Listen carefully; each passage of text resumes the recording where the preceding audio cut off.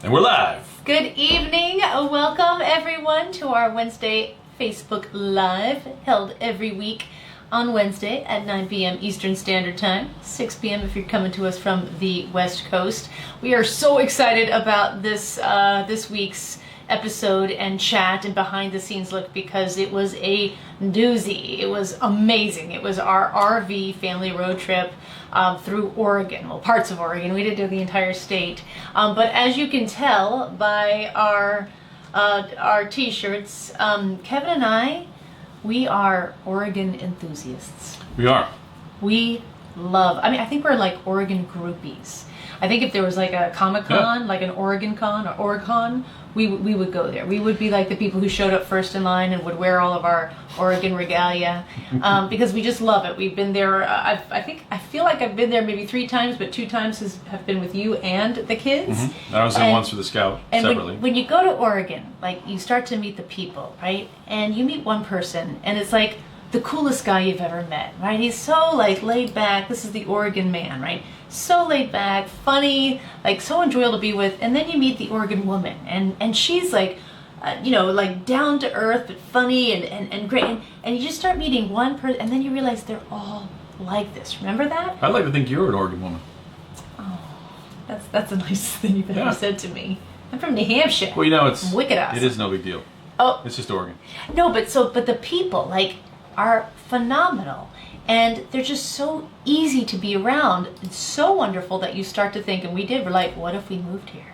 Like, wouldn't it be wonderful? We did. What a great place. The people are wonderful. Like, I could see myself hanging out with, in New York, it's tough. You meet 1 or 2 people that maybe you want to spend time with, but you go. But Oregon was like one after the other. Everybody was awesome. And then they were so awesome, you start to get suspicious.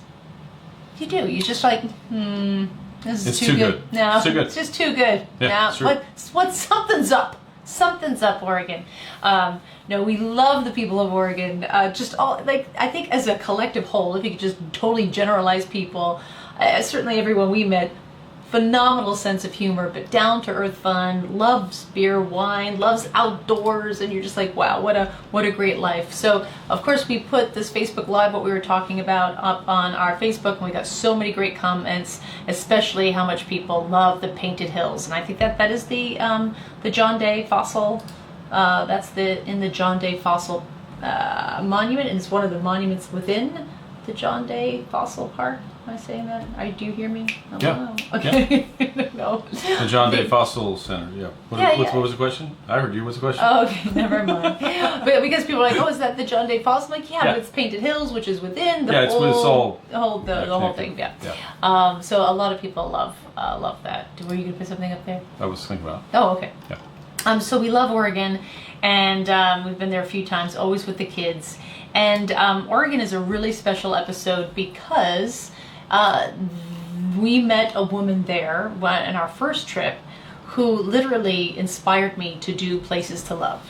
I had been let go from the Travel Channel. I was sort of floundering, didn't know what I wanted to do, didn't know what the next show we wanted. I didn't even know if I wanted to do a travel show anymore. I think we knew we didn't want to do anything with the Travel Channel. With what it had become. We do not have to go there. Okay. Yeah, exactly. I didn't fit into their programming anymore, and it was just like, well, what do we do? Like, I love travel, I love what I do, but what?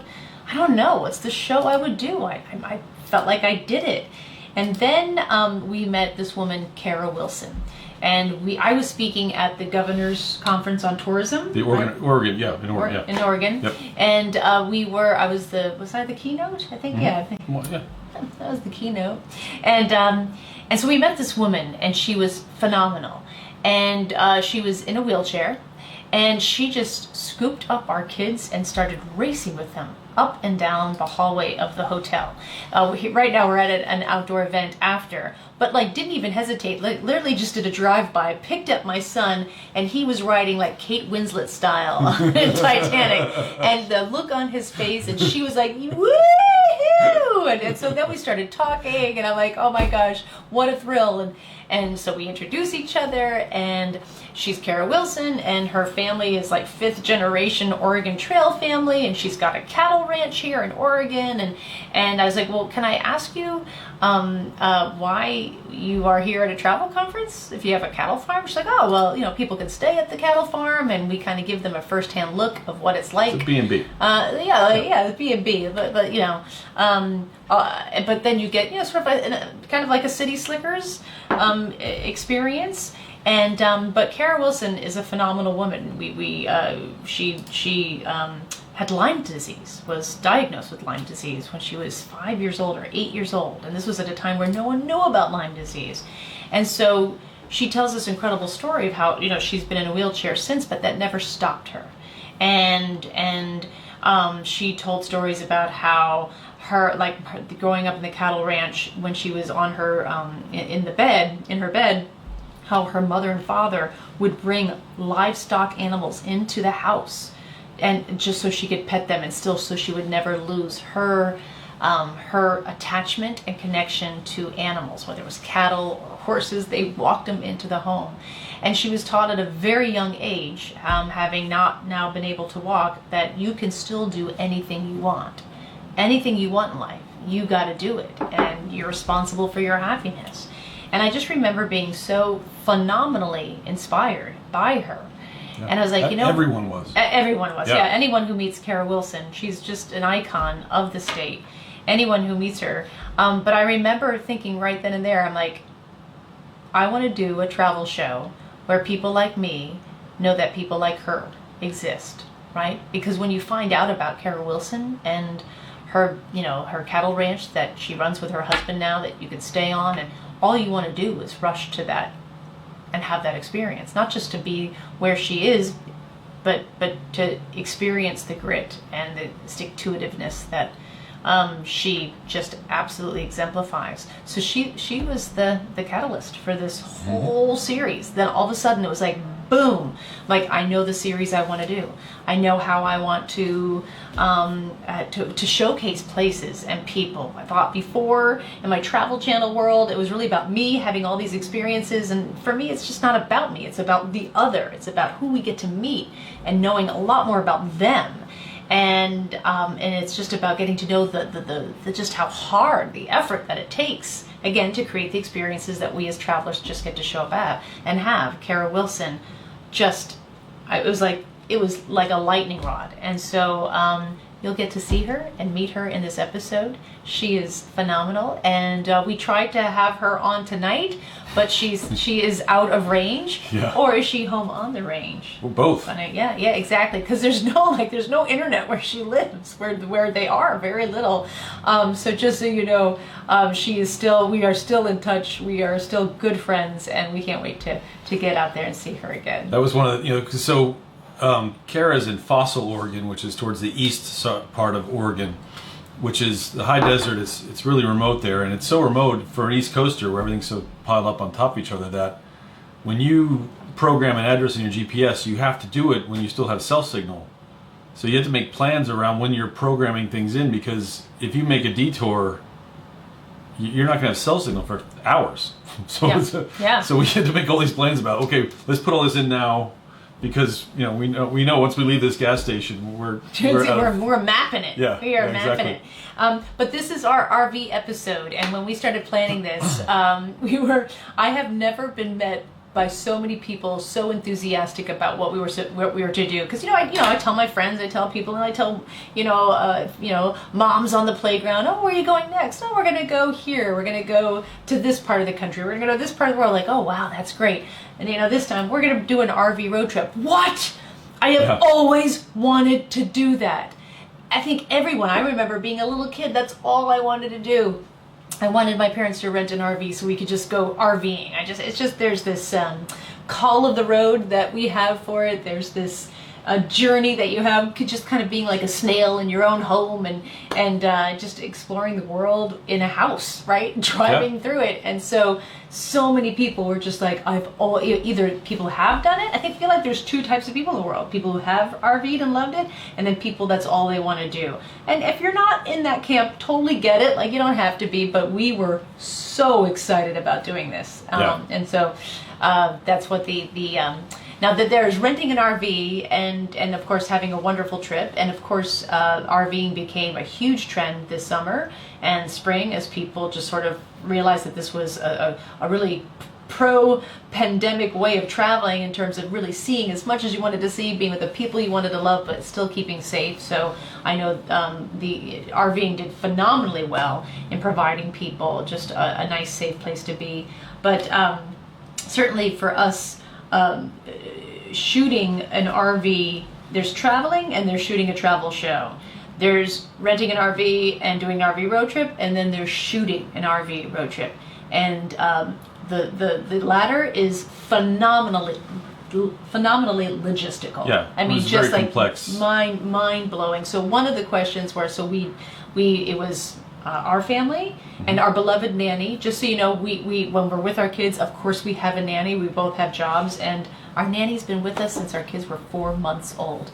So she was there. It was our regular crew. We've got a picture of our crew. Family. Yeah. It was our crew, and it was us. I'll Now, sure. And so, but someone asked a question like, everyone stayed in the RV? Oh gosh, no. So that's another thing. We couldn't. We thought about like renting RVs for people, but like in a professional sense, you don't want to do that. You want your own hotel room. Yeah. So we had to stay in hotels. So we would stay in the RV. So if we were in 4 nights of 4 days of shooting, 5 nights.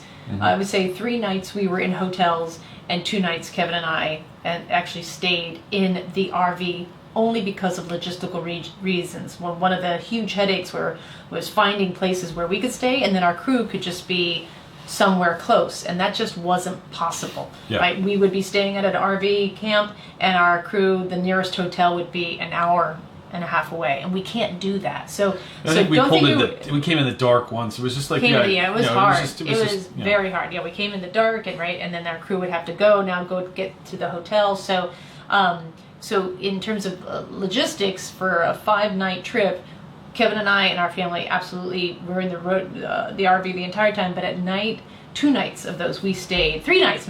We stayed in a hotel, and that is because we were shooting a travel show, and there were things we had to do.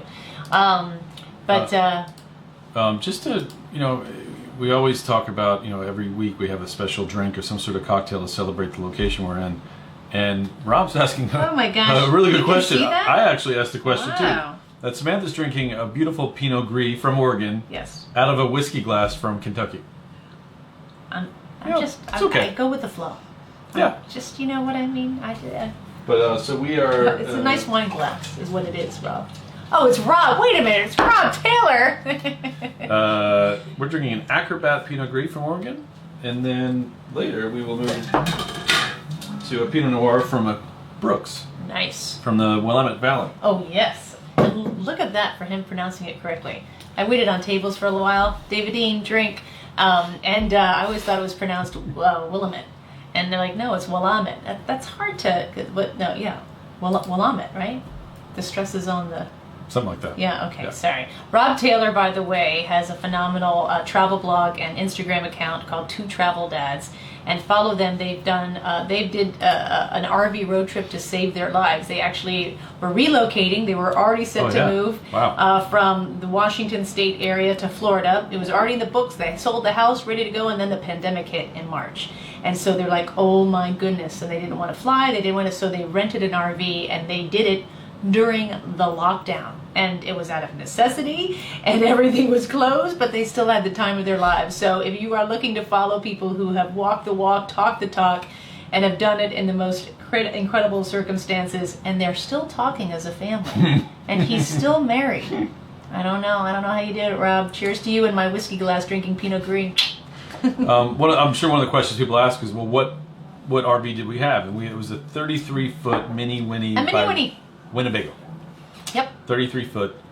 First time ever driving an RV, was on camera. Terrifying.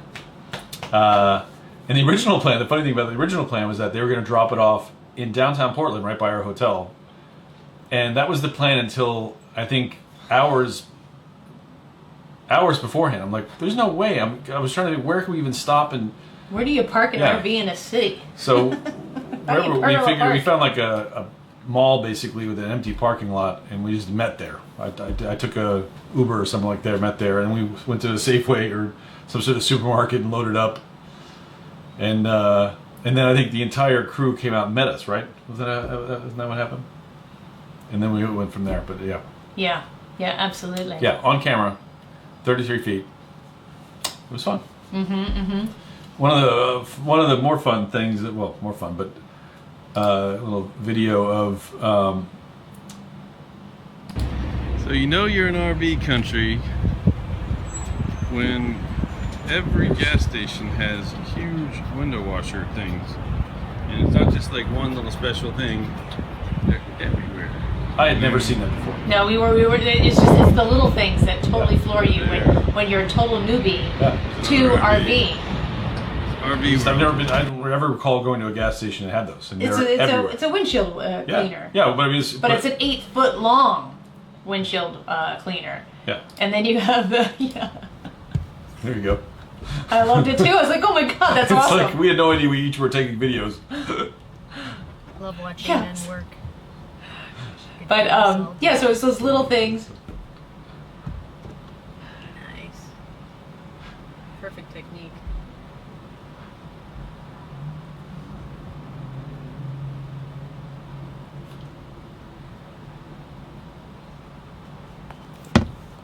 Wait for it. And you missed a spot. Yeah. It's just it's the kind of supportive wife I am. But there are a lot of things that as newbies, we live in Brooklyn, people, right? We have a minivan that I don't even care if it gets like dented or scratched. I take the subway or did take the subway. And so to go from that to like a 35-foot long mobile was just terrifying. And but there were things that we were really looking forward to, which is just being with our family, and our crew is our family. So we knew I think we can do this. So with that, should we start the show? Sure. We got everything right. I think so. All right. Yeah. Okay. Let's start because it's a fun show. Beautifully edited by David. I'm taking a trip that is bucket list big. One so special, I wouldn't want to do it alone. And so I'm bringing the family on a road trip through a state that is tailor-made for it. Filled with fantastic landscapes and people who live with grace and fortitude. A trip that gives us all time together before we wake up and say, when did they grow up? This is what life is about. This is when travel is important. This is a family road trip through Oregon. I'm Samantha Brown, and I've traveled all over this world. And I'm always looking to find the destinations, the experiences, and most importantly, the people who make us feel like we're really a part of a place. That's why I have a love of travel, and why these are my places to love. Samantha Brown's Places to Love is made possible by Europe is a treasure trove of fascinating history, rich culture, and renowned cities. Ama Waterways River Cruises offers a way to see all this wonder in person. You can discover more at amawaterways.com. Today, July 29th, you can join us in Bordeaux. And I have a little special announcement. I haven't told you this. Oh, well, what? That I just was talking to the Ama Waterways people, and I'll be teaching a master class at the bar on how to properly drink a cocktail. Are you serious? Yeah. That's what you're gonna do? Yeah. How to properly drink a cocktail? Yeah. Oh wow! Yeah. I didn't know it. There's a lot of negotiation and a lot of kind of back and forth, and I understand. lawyers and stuff. But You have skills. Yeah. That's what. That's happening. Away. Now I totally understand Is why the people smell get of fresh pine. The tow. It's a place because where the tow you can giants just still leave there when you rent an RV, and then you can take the truck somewhere and go get groceries. Away is where right? the farther It's down you the learn a road lot you go, your first time around. the closer you get to the ones you love. We didn't make coffee by the Find kettle fire. your away. Why didn't we do that? We didn't. We also were happier than GoRVing.com. We seem very solemn. Yeah, well, you're not allowed to be happy on PBS ends. That's right. That's true. We arrived in Oregon It's true, during a by the way. particularly heartbreaking wildfire season, which altered a few things on our itinerary, including a drive. Yeah. Yeah, let's talk a bit about Good. So our original plan when we were going to leave Portland and go along the Columbia River Gorge, the Columbia Gorge, which passes Multnomah Falls, and it's breathtakingly beautiful with this roaring river right along the highway goes along it from Portland. A lot of people are saying they love it. That's their favorite part. Within within 20 or 30 minutes outside of Portland, you have this river, and Oregon never disappoints with beauty, and it's also close to Portland. It's amazing. But that part of Oregon there was a huge fire going at that time, so much that they closed that highway. This major highway was closed. So we ended up going, instead of going across to the Hood River area, we had to go down below the Hood River, the Mount Hood, and then over. And you'll see it for the first half of this episode. There's kind of the sky's always a little smoky, and we didn't really mention this earlier, but just that certainly the wildfires this year have been horrible in Oregon as well, and we certainly have thoughts for everyone affected by that, and it's. I mean, living in New York City, we don't really get the wildfires, but when you're there and you just smell it and then you can feel it, it's really, oh gosh, you just. It's really tough to go through, and certainly we were nervous. So, I guess that was one of the positives of being in an RV is like, well, we can just move our course, and that's kind of what's happened this past summer. Instead of a wildfire, there was a pandemic, but that's where the real benefit is. But you'll see it. We did one scene where you were supposed to see Mount Hood in the background, and you can't. I mean, it's right there. Yeah, it's right there, but you can't see it all. You just smell the air, but. Through the Columbia River Gorge. But when you're completely mobile, you can change course, and no part of Oregon is unworthy of exploration. This is a 4-day road trip through some of the most diverse and beautiful terrain in the state. On day 1, we're going towards Mount Hood, the greenest leg of our journey.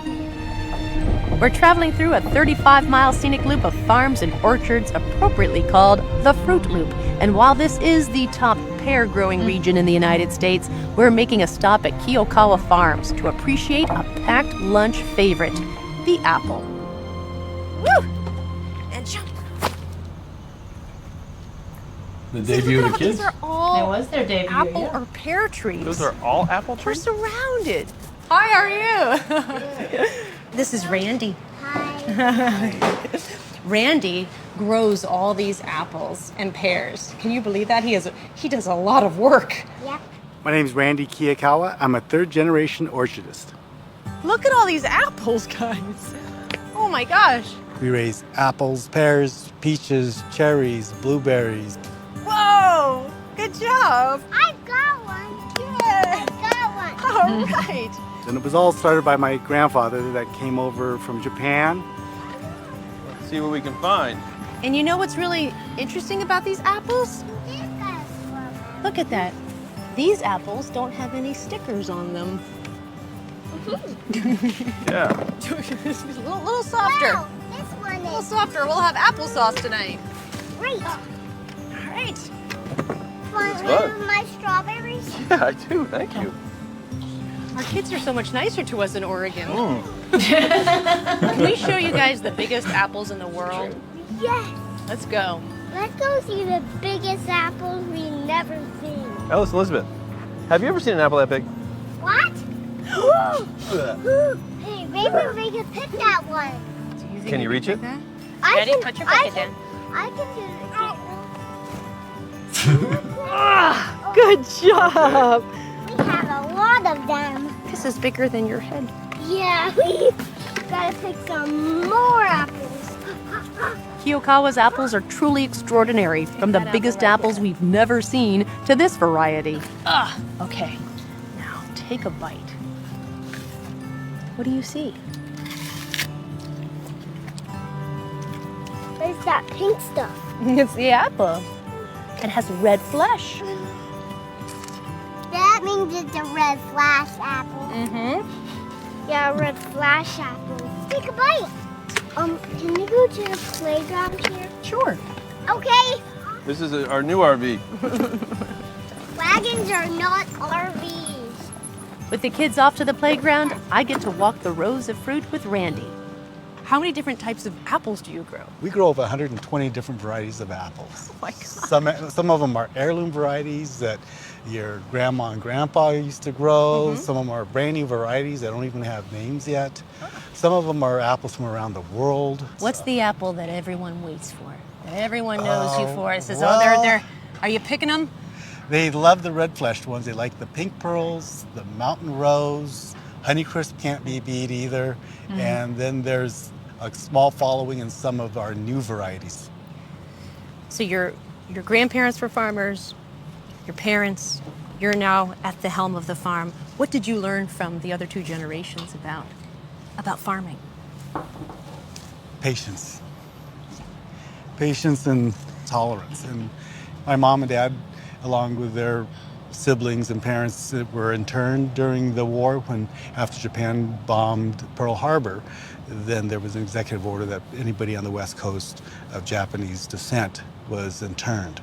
So was your grandfather, your grandmother as well? Yeah, yep. Anybody of Japanese descent, when they got interned, all of a sudden they were surrounded by people, kids their own age. It was a different setting. Even though it was tragic, they always said, look on the bright side of things. And so when we went and were growing up, we were raised Americans. Still proud. Still proud. Even with pretty tough beginnings. Yeah. So with my mom and dad, I learned patience.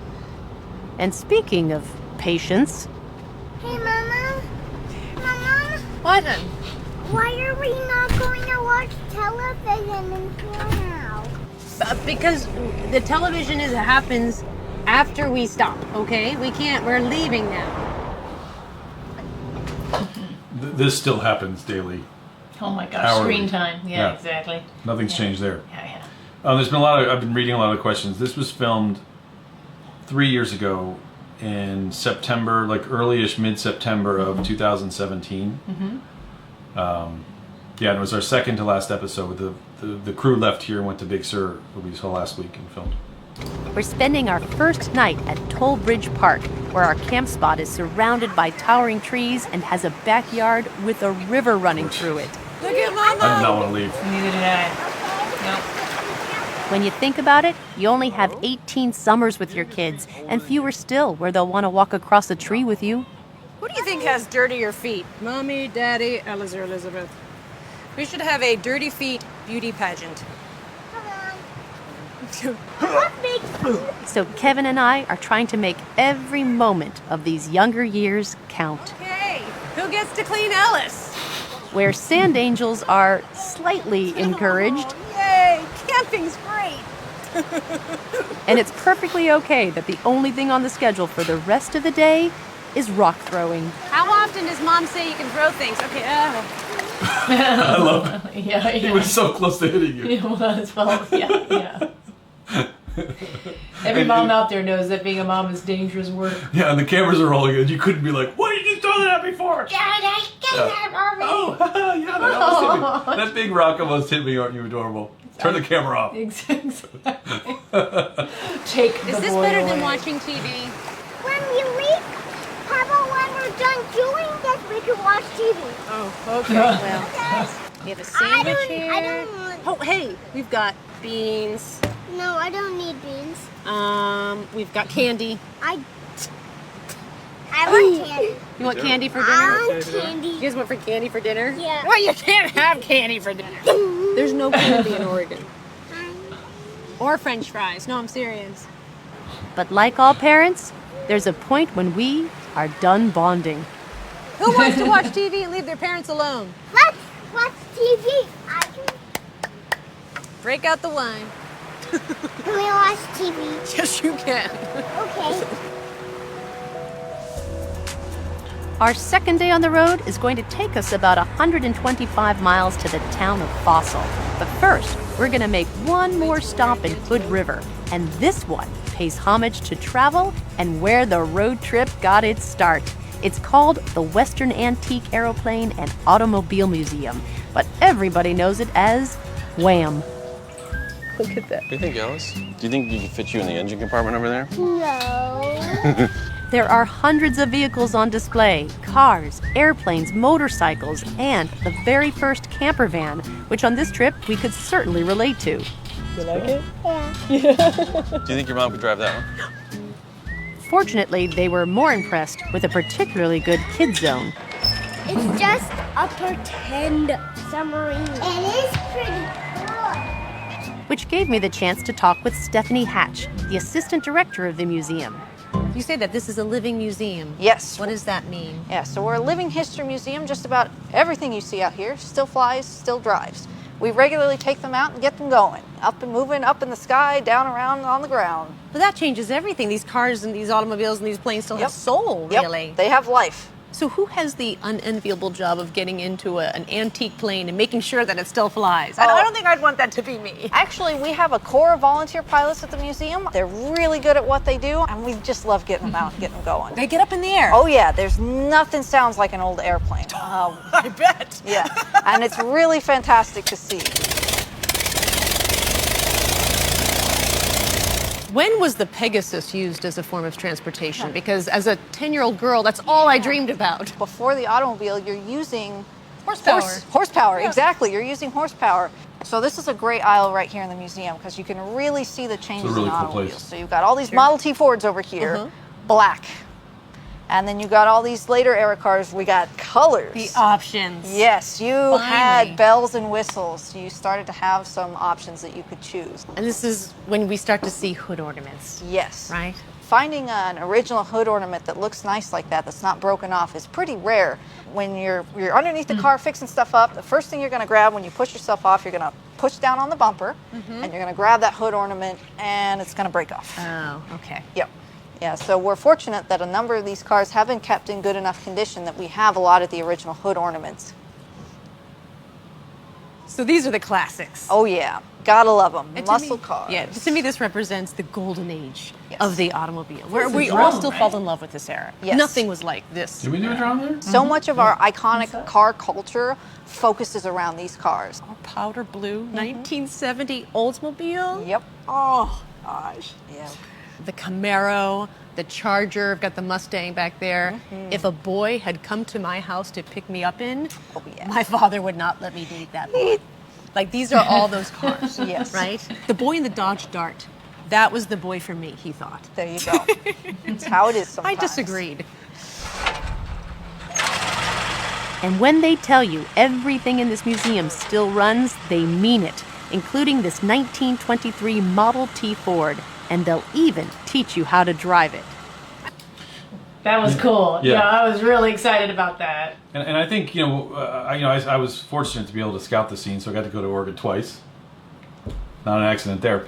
But I think this scene is the main reason we feature this museum. Museums are amazing. We love museums, but a lot of times museums on camera get kind of flat because you're just looking at things, and no matter how interesting the shots are, it's you want an interaction, and this was our interaction. And they offer classes. I mean, you could go and book a class to learn how to drive a Model T. It's a thing. They sell out of those slots very, very Yeah. quickly, as you can imagine, because it's just, I mean, even though you're going, 20 miles an hour tops, it's a total thrill. Yeah, Total thrill to really learn. cool. And the guys were great. And they were awesome. What a great volunteer job. I get Yeah. to teach people how to drive a Model T. Driver's Yeah, ed. Yeah. I mean, some of this looks familiar. I've got gas, I've got a brake, I've got a clutch. Am I in good shape? Almost, not quite. Am I ready to but close. drive? So you have on the left, they call it a clutch, but in reality it's low gear and high gear, and we'll never get into high gear. You don't It'll think be I can really go that easy. fast, can you? Well, you can. We'll see. We'll let you make that call when you get to it. The middle one is reverse. So when you push it down, it backs up. And then your brake is on the far right. This is the brake. That's the brake. Oh my god. Okay, so this in a way is the gas. Well, Because it's that's gonna make the car going move. forward. This is actually your gas pedal. Oh, wait a minute. This is So the you're brake. going to in Florida. Now I'm gonna on go your gas and your left foot to get us going. And there we go. He was actually really impressed with me. Oh, that's a good turning radius. It's a little sticky. It's real tight. See that? Don't hit the Winnebago. Yeah. First of all, don't hit our Winnebago, but see the sky there. Yeah, and when Yeah. you see the air, you felt the heat. You smelled it. Yeah. It was, and you saw the ash. That was a big thing. Do we see the ash in the shot? Because you just there are things obviously we can't avoid it, but what can you do? Now, as a driving instructor, do you have the kill switch on your side too? No controls on this side. The Model T driving lesson is extremely popular and spots do fill up fast. And no wonder. You might only be traveling at 15 miles an hour, but it's still a thrill. Roads are getting It's a curvier. nice edit, David D. I think it's incredible how quickly the scenery changes from sort of tall pine trees to desert. Yeah. And as we travel further into eastern Oregon, the rugged and rocky landscape reminds us that this was part of the legendary Oregon Trail. This is a cute town. Parts the tall pine Yeah, I was gonna say, is that the only shot we have? to desert. Yeah. And as we travel further into eastern Oregon, I the thought there was rugged like an aerial view. This is the aerial view. The drone was up, I thought there's more. but I was driving from one town to another and drove through here, and we actually detoured an hour, if not two, Just to find out of the this, way right? to go back to this, because it was like this view, this shot of this switchback, and I can't gesture through here, but in the very center of it, you could kind of see the ruts of where the stagecoaches just went straight down. Oh, is that right? Yeah. But it was just, I was literally driving like, oh my God, this is amazing. Just these turns. And Yeah. I made a mark in the map, and we decided later to make this big detour. Mm-hmm.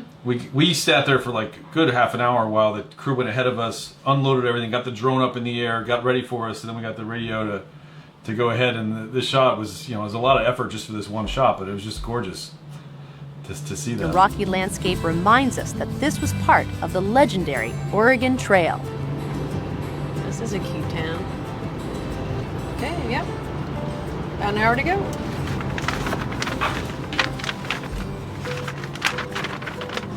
It's like I've lost not only my ability to read a map, but fold one. There's probably an app for that. There's probably an app how to fold a map. Our destination, the town of Fossil, where our plan is to take the kids to search for fossils. But there's a weather delay. So we decide to call it a day and rest, because the next day is a big one.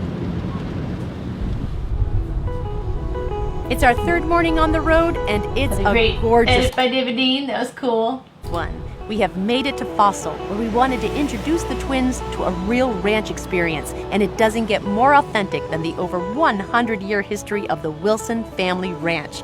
Even the bed and breakfast is an original Sears Roebuck house built in 1911. Pretty amazing. We're still in the Wild West, and so being able to share the Old West experience and 150 and more years of tradition as an Oregon Trail family, it is just absolutely incredible that visitors from around the world can experience this part of Oregon and see it completely untouched. I'm Kara Wilson England, the daughter of Phil and Nancy Wilson and sixth-generation cattle rancher in the high desert of eastern Oregon. I'm Brian England, Kara's husband. Kara and I have been married for 17 years.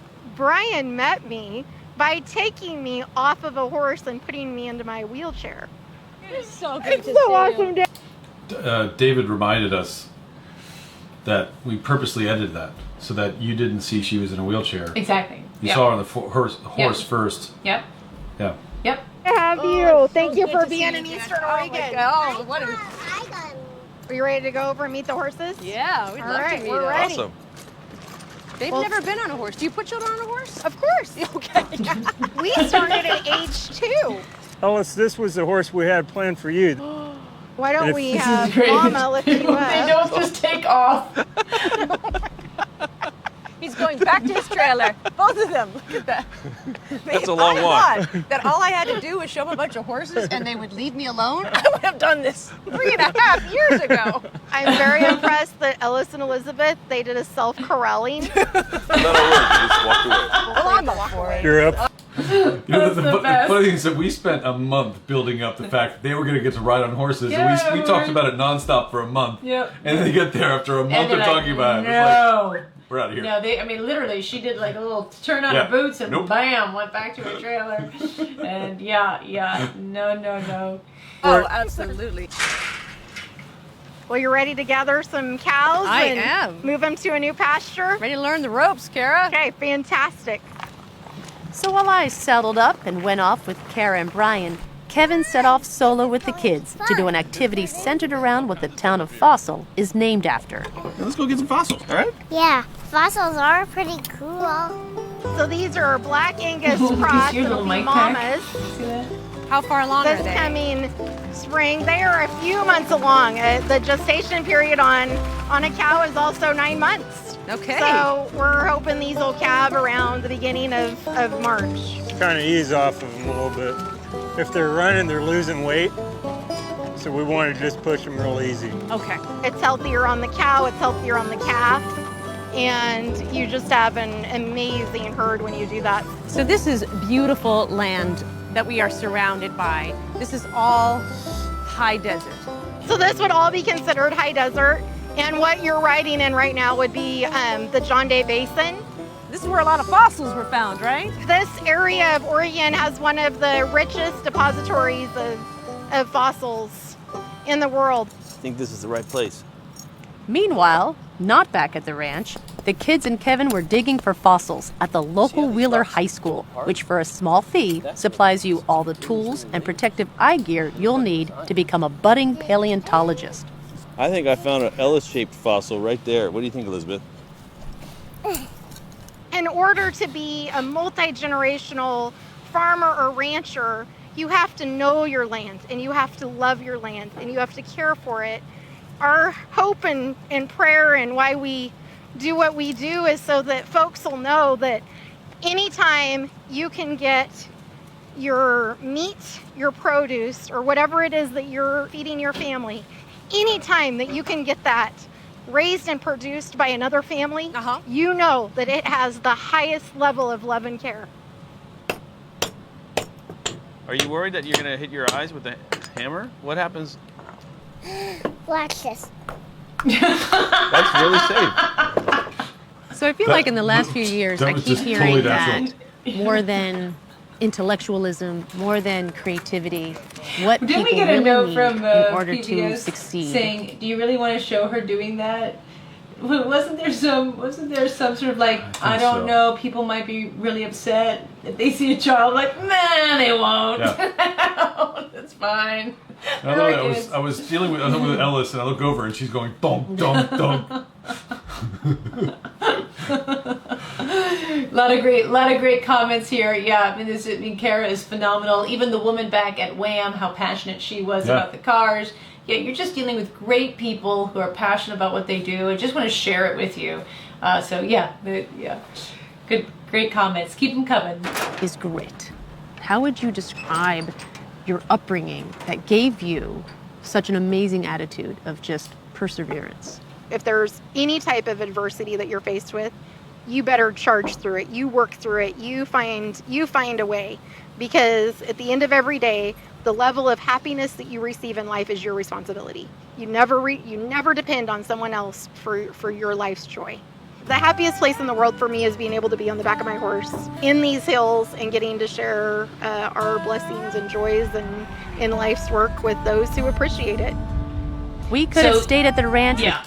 She's amazing, right? I mean, you just want to spend more time with her and her husband, and the fact that her house was an actual Sears and Roebuck house that came over on a Wells Fargo wagon, like in 1902. It doesn't get more authentic than that.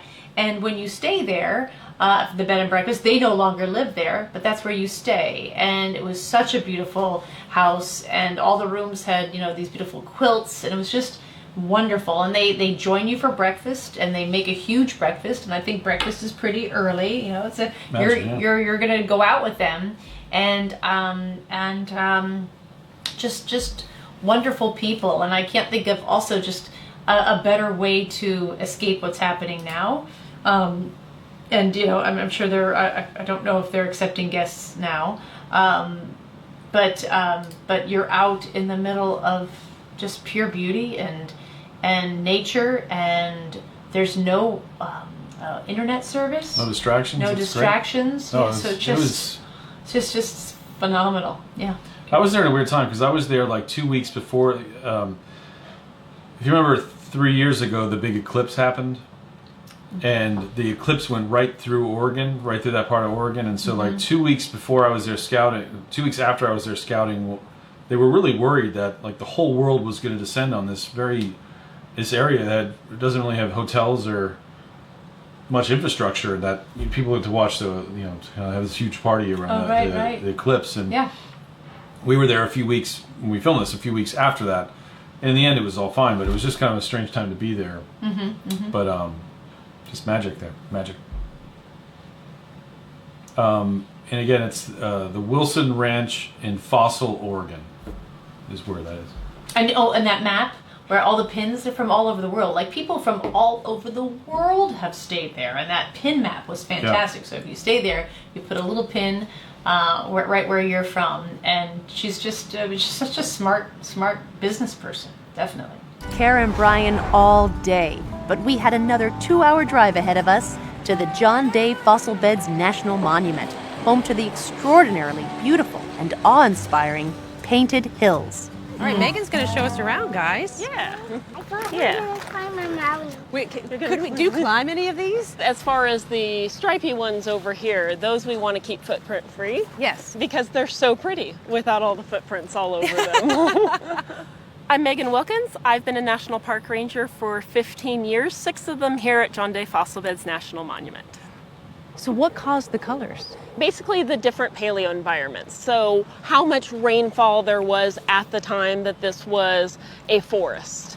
Ash was falling into this area from volcanoes that were, dozens of miles away from here. And it settled onto the forest floor. And depending on the amount of rain that was falling as well, it either got waterlogged enough that the iron in that ash turned red. Oh, okay. Or it didn't. Okay. Oh, okay. So it's all iron. Yes. It's just whether it rusted. Or not. Yes, exactly. And so that's what we're seeing is just a change in the environment where it's kind of teetering back and forth between a little bit wetter versus when it was a little bit drier. How many millions of years are we talking about? We're talking around 33 to 30 million years old for what you're seeing over across here. I would have said 25 million, but all right, I'll give you that. Right, yeah, just a few more million. That's all I'm asking for. It's so cool because at this age where my kids are, they love dinosaurs, and this is where they really get into dinosaurs. Right. And that's why I wanted to come here, because it really is important for them to understand that it's not just a children's book. This isn't just a cool, cute drawing. Like, these things really existed.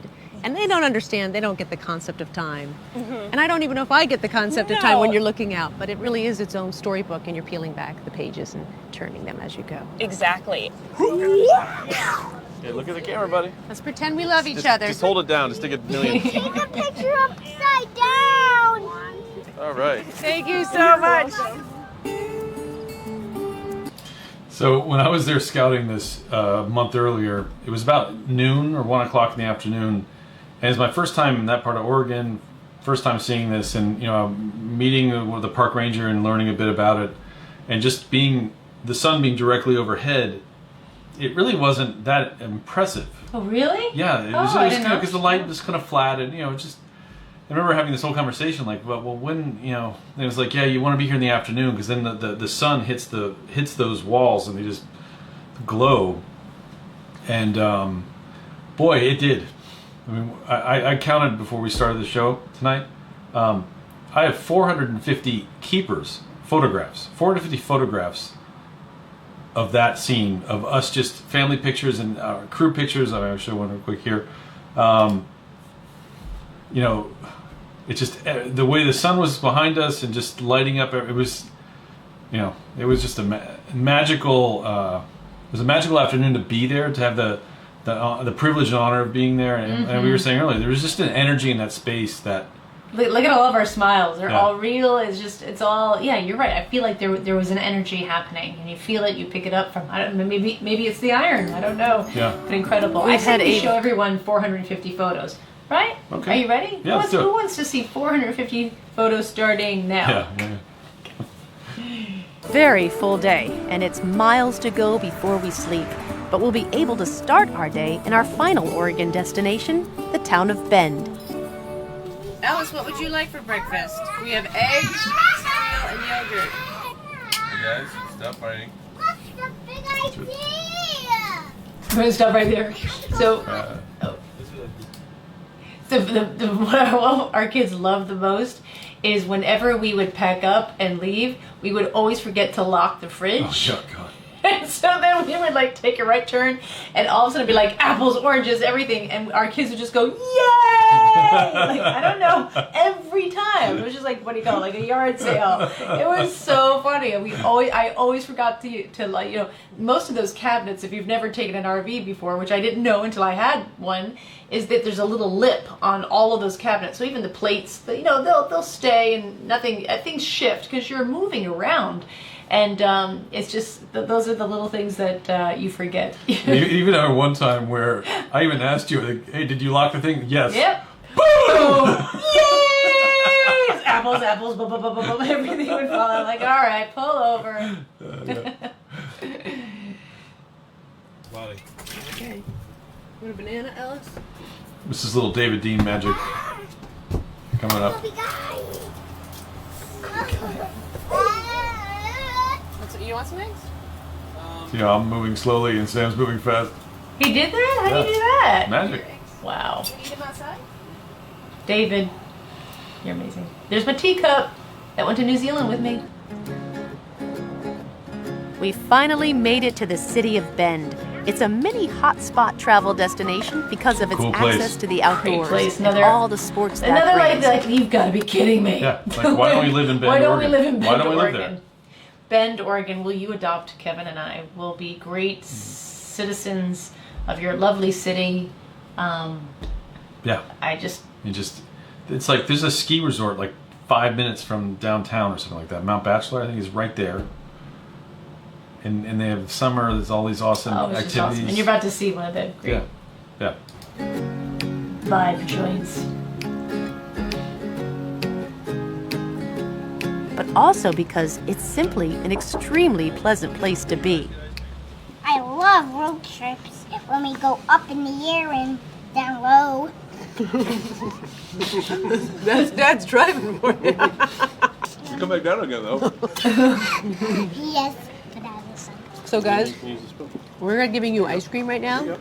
So you behave while Daddy and I drink beer. You only need to spend a few minutes in Bend to notice that there are a lot of craft breweries here. In fact, it has the most breweries per capita in the United States, one for every 3,600 people. We choose the Bend Brewing Company, partly for the great beer, partly for the family-friendly atmosphere, and partly because they understand the RV lifestyle. Yeah. Oh my gosh, we did it. We did. Oh my gosh, we did it. Is that orange juice? It's No. not. Is that lemonade? It's No. not. Keep trying. I mean, I travel a lot, but that is a different type of traveling, and it really, I just thought it was amazing. A traveler in Oregon will find something very unique, not only because of the beauty of the place, but also the people. The people are warm, welcoming. The Eastern Oregon pioneer spirit is alive and well. When people think of Oregon, they don't think of places that look like this. They think of the other side of the state where everything's green and lush and there's waterfalls and ocean. But Oregon has a lot more going on to it. So if you're coming out this way, like that other stuff is definitely worth seeing too. But make your way over to the dry side if you can. I love that. Make your way over to the dry side. To me, that's what all these journeys are about, and that's what I want to pass on to my kids when they meet people like that, and they can see this sort of landscape that is unlike anything that they've been brought up in. And they understand the history of a place and the importance of land, the importance of people. And that is when we share a love of travel. And that's why a road trip through Oregon is filled with places to love. Nice. For more That's just information one of about our this and other favorite episodes, episodes of, looking back at 3 years of all Waterways time. The Oregon RV episode. We would love to be back in an RV again. Definitely still be out west. We were thinking like Alaska would be a great place. Where you have a lot of wide turning radiuses.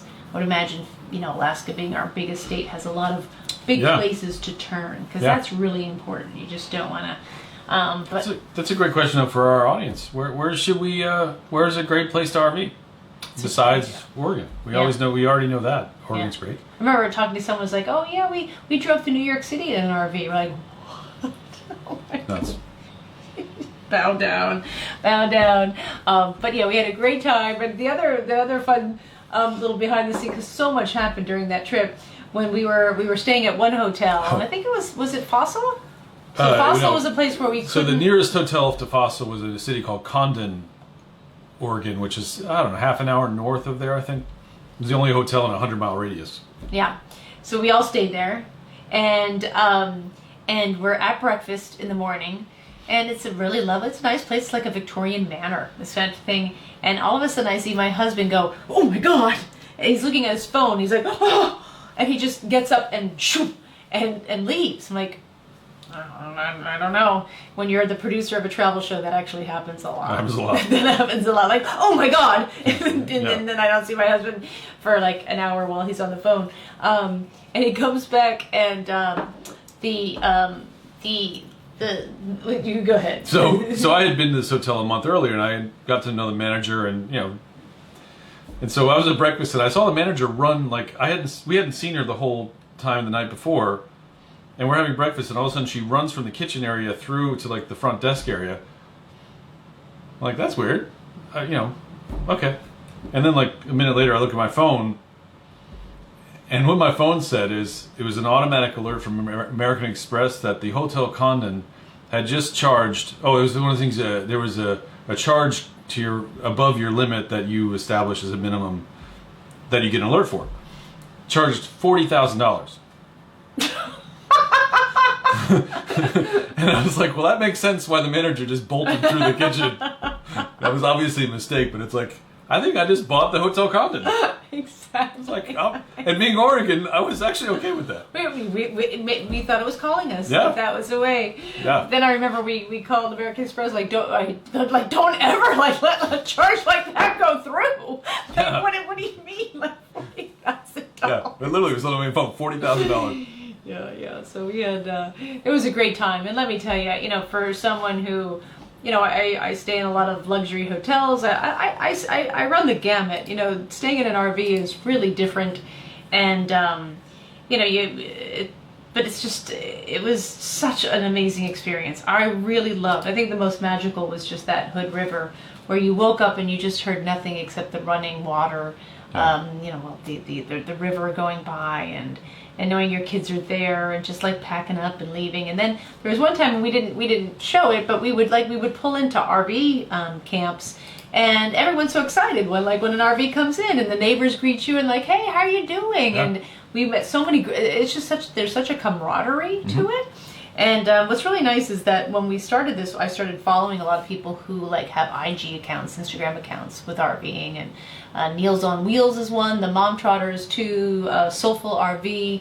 Our friends Honey Trek that live in their RV, buddy. And so they all help out with great advice on just how to do it and just little travel hacks and.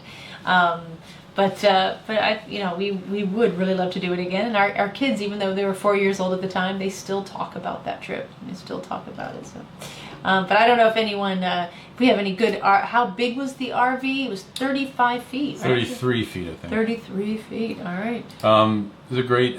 We asked the question, where should we go RVing next? Upper Peninsula, Michigan. Oh boy, that's a great idea, Amy. Yes, because I want to go there, period. Mm-hmm. And to be there in an RV must be phenomenal. And Maryland, yes, I've started on the Pinot Noir. That's right. Oh, you were going to do that? And then Celia, your aunt Celia, said maybe we're related to the Days. Really? That's well, John we Day? don't know. So my stepmother is Janet Day, and her son is John Day. We always laugh about that, but I think they had family out there and them parts.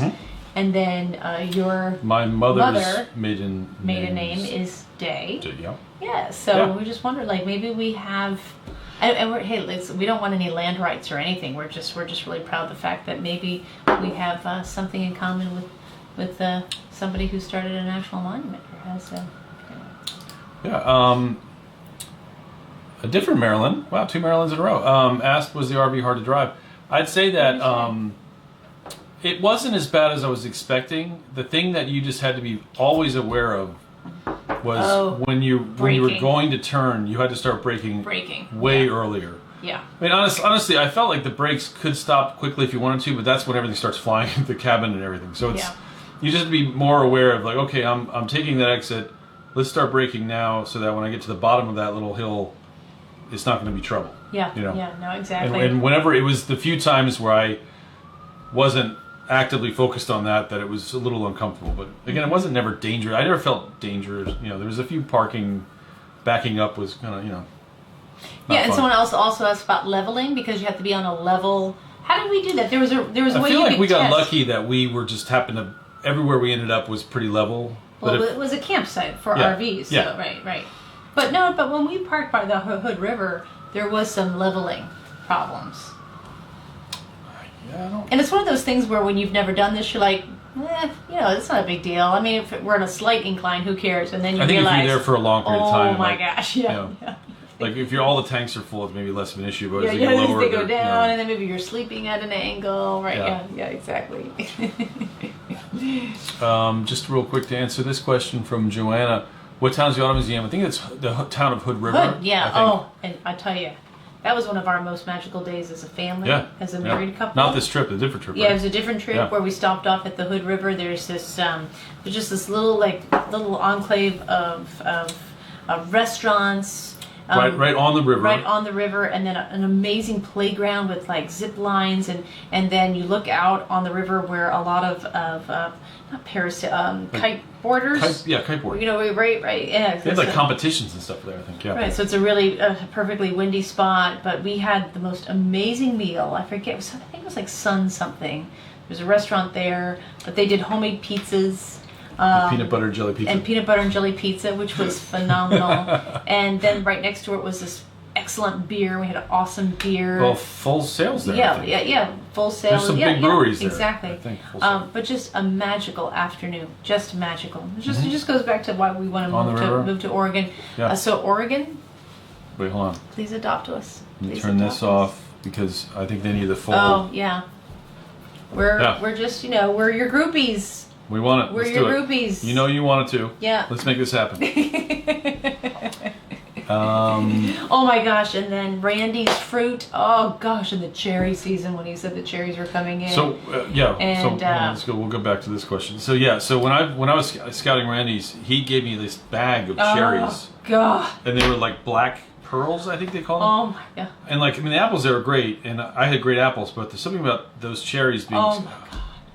They were phenomenal, and the apples were good. The red flash apples were phenomenal. Flash. And just the pears, and you just realize that they, oh my gosh, just so good. I had the best dried cranberries I've ever had in my life. That actually, we didn't have time to. I think we might have covered it, but we cut it from the show. There's so many good things here. That part of Oregon around Mount Hood and down from, it's basically the Columbia River's this way, and Mount Hood's on the river, and that whole area down from there. Around the Mount Hood, they call it the Fruit Loop because it's just all orchards and different fruit stands and stuff, and you literally can get a map and go from one to the next, and they all get their water from the mountain, the glaciers on the mountain, and it's it's a really cool place. Great question for Bonnie Fogel. We didn't go to coastal Oregon for this trip because honestly we want to save that for a future trip. Maybe not an RV show, but just there was way too much for us to try to cover all of that in a half an hour. So we thought let's cover kind of East and Bend. Where did we go? We went to the place where that monument, that rock is there. Oh my gosh, what is that? We went to that. That was the beach. year before. That was the year before. Cannon something? Cannon? Who knows what I'm talking about? It's the famous big rock that just kind of juts up from the ocean right there on the beach. It's just fantastic. But I do have a quick thing that we that trip a year or two earlier, we did Multnomah Falls. That's a very famous shot right there, and that's on the Columbia Gorge area. And then we did Pendleton. Pendleton. So that highway that was closed because of the fires goes straight from Portland out and then kind of follows the river and then ultimately goes to Pendleton where the conference we were. And it really is a phenomenal trip where you just see, like our park ranger said, just there's such a phenomenal diversity in landscapes because you leave this sort of like, I don't think it's subtropical, right? It's like there's it's just like the trees and the waterfalls and along just the coast, so green, and then you get up to absolute arid landscapes and painted hills and Haystack. Thank you. Who said that? Thank you, Holly Eaton. Thank you. Oh, and Lewis C. Childs, Haystack Rock. Yeah. Thank you. Oh, everyone. Everyone knows. Sorry. I've been drinking 2 glasses of Pinot Gris. No, Haystack Rock is, and Cannon Beach. Okay, you were great. I love the signs. I took a lot of pictures of the signs because being from New England, we don't have signs at beaches. There's really nothing to totally be worried about. We don't have riptides. We don't have sharks. We don't have jellyfish, Portuguese man-o'-wars. And like when you go to Cannon Beach, there's so many signs. You're like, should we really even be walking on this sand? It's like the tide will take you out. I mean, it was like extremely definitive. Like you will not be able. It's the same one they call in California. What is it? The tide that kind of sneaks up on you. What's that called? I forget. Oh, that's sure. Yeah. But Kara, back to Kara Wilson, had a hysterical. I remember she told me this the first time I met her, that they were on Cannon Beach because we were going there, and she said she was probably like 10 years old, and she was already paralyzed, and all of her cousins and I think her brothers and sisters decided to take her out into the water, and they tied her with like belts and ropes, and they held her in the water because they wanted to, and her mother didn't know this, and she looks out from the house that they were renting, and she sees her daughter being like held by ropes while waves, and she's just like, oh my gosh. And Kara was like, it was the best moment of my life. She's like, I loved it. She's like, I was finally out in the waves, and my parents at that point were a little scared of waves, not farm animals and livestock, but just like being out, of course, in the natural elements. But she's like, I loved it. That just gives you more insight to a remarkable woman. So if you build sneaker waves. Sneaker waves. Yeah, okay, where just all of a sudden like a big one comes in and kind of gets you by surprise. Yeah. I mean, the signs at Cannon Beach will scare the living daylights out of you. You're like, I don't even want to walk on the sand. Tanya Hooper Moore asked, how many days were in the RV? Well, I guess we shot for 4 days, and we picked it up the day before. So I guess we always film 4 days to do a show. Yeah. But again, we would love to do. I would love to do honestly without cameras, so we could just have a really lovely time and have the whole RV experience. I don't know if we would have left that first campsite on the river. No, God. I mean, it's just imagine like the coolest hotel room that it has like a nice view of a river, and then you're backing your RV right up to that river, and that's your view, and there's no one around. No, it's just perfect. Yeah. Just perfect. Yep. All right. Any questions? Yeah, I talked about the painted hills.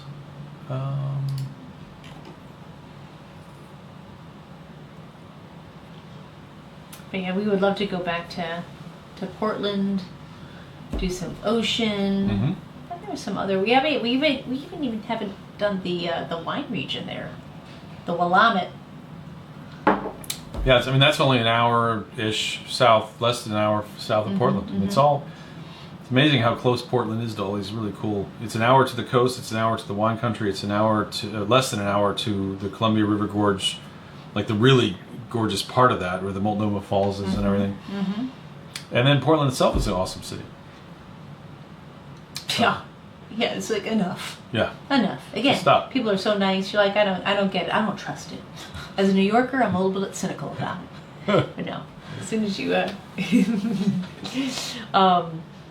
anyway, so yeah, we loved Oregon. That was our last episode of season 1. I think it was an amazing feeling because we realized we did it. You know, we started out with a travel show that we were totally self-funded and had to go out and get funding. And again, thank you, Go RVing. Thank you, AMA Waterways, because this was it. This was our thinking, can we do this? Can we do a travel series and really focus on the people and the place and the soul and the effort? And can we make this work? And I think the RVing episode really it was a phenomenal amount of work to do, but it really paid off to show what is considered one of the great, American trips. Actually, it's not American. I think a lot of countries embrace. I know the Australians embrace the Europeans, the Germans. Yeah, just like this. There's something about being in just an RV, I guess, that really just lends itself to some amazing memories, because it kind of encapsulates all of travel. Like, things go wrong, right? Travel itself is never meant to be perfect, right? And so if you are starting out traveling and planning travel, that should never be your goal, to have a perfect experience, because it's just not going to happen. And speaking from people who travel for a living and plan travel and plan travel shows, when you get so rigid that you're like, everything has to go perfectly, you're not going to have a good time. It's really when things start to go slightly askew, where these other experiences rise to the top, and they become your memories. And it's how you kind of work through things. And I think it was great for our kids to see us work. That was important for us, because I'm gone a lot, and for them to see us and to get to know our crew the way we know our crew, and to also see that we were challenged at every corner, and that we worked through those challenges. So there was so much going in there as that travel teaches you at so many levels of just don't ever strive for perfection. It won't happen, and that should never be your goal if you're traveling. You are always met with so many challenges, things going one way or the other, never going how you think, and it really is your mindset in this. And we knew we had our children watching us, so how we reacted to adversity, reacted to like things going wrong, we knew they would absorb. So it was really important for us to set an example. So I think travel sends all of these great teaching tools, whether you're a fully fledged adult or a young child. And I think the RV road trip just, put it all together. And it was a really fitting last episode of a remarkable first series of literally a show. We had no idea, can we do this? This is crazy. This is absolutely crazy. And we did. So I love that last scene with us at Bend, at the it was a Cascade, and then we're like, oh my God, we did it. So it wasn't just the RV show. It was, we did it. We did a really important travel series that we felt proud of, and so thank you for everyone involved in that, especially the Oregon show. Thank you for our sponsors again, especially AMA Waterways and Go RVing. They believed in me when we had zero data. Everything revolves around data and how many viewers, return on investment, and you have to show all these numbers, and we had zilch. But these are people who believed in what I wanted to do and wanted to be a part of that, and so we toast them. We toast you. Thank you very much. And that was the last episode of our first season. Yeah, so we went through the third season first when it kind of aired earlier in the year. And then we pivoted back to the season 1. And next, I think we'll talk a little bit next week. Yeah. So next Wednesday. Next Wednesday is going to be great. So we're still going to keep doing this. And hope you will tune in. But next Wednesday is going to be really, really special, because you will be joining us on the very first day, at the end of our very first day, back shooting Places to Love. Yep. After the pandemic shut us down. We will be shooting upstate New York, where we kind of hold up, our beautiful kitchen with the mantelpiece and all the fruit. All the fruit. All the fruit. Oh my God, the fruit. Oh no. Well, the mice are there now. But I know. It's okay. Don't think about it. Sorry. But, and so that will be our very first day of shooting back. And so we'd love to tell you about it. I don't think we'll be doing an hour and a half Facebook Live. It might be more 20 minutes, but we'll catch up. We'll tell you what we're doing. We'll tell you how we have been able to pull it off in terms of everyone's safety. Safety is number one.